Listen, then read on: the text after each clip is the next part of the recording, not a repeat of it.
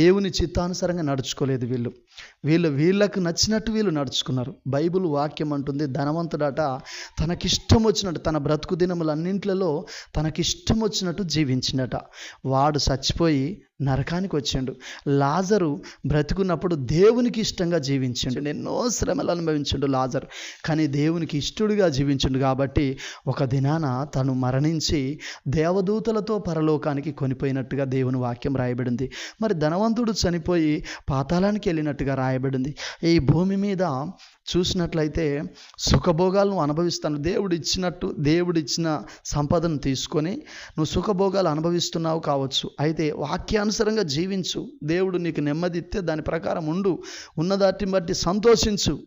కానీ ఆ దేవుడిచ్చిండని చెప్పి దేవుణ్ణే మర్చిపోయి ధనవంతుని లెక్క నా ప్రాణమా తిను తాగు సుఖించు, వేలాది సంవత్సరాలకు సరిపడా భోజనాన్ని నేను నీకు సిద్ధపరిచాను అని చెప్పి నీవు అనుకున్నట్లయితే ధనవంతుని లెక్క నువ్వు కూడా ఒక దినాన సచ్చి నరకానికి వెళ్తావు.